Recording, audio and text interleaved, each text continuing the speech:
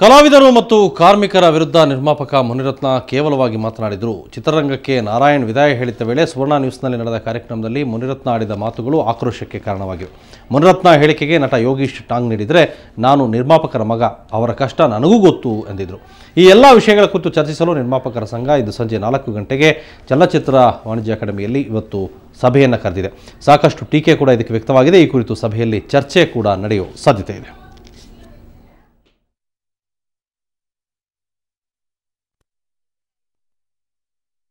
ನಾರಾಯಣ್ ನಿರ್ಗಮನ ಕಾರ್ಯಕ್ರಮ ಸುವರ್ಣ ನ್ಯೂಸ್ನಲ್ಲಿ ಪ್ರಸಾರವಾಗಿತ್ತು ಶುಕ್ರವಾರ.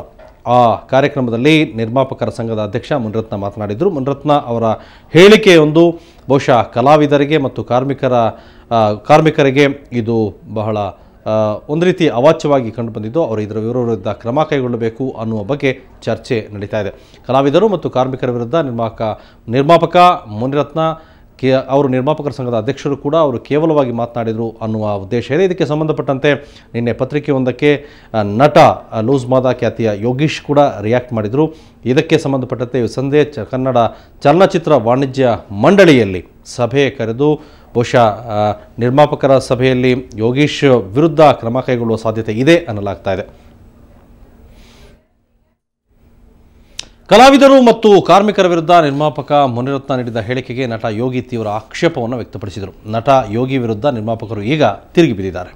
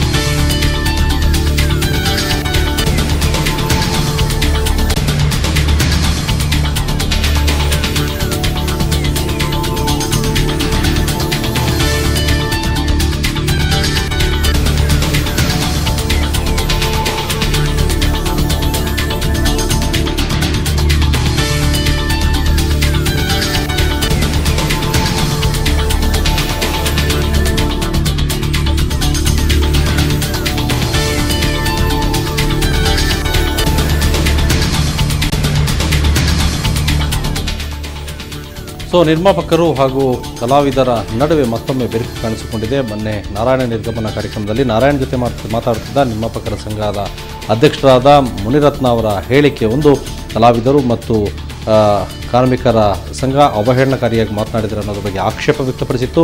ಇದಕ್ಕೆ ಸಂಬಂಧಪಟ್ಟಂತೆ ನಟ ಯೋಗಿ ನಿನ್ನೆ ಪತ್ರಿಕೆಯೊಂದಕ್ಕೆ ಹೇಳಿಕೆಯನ್ನು ನೀಡಿದರು.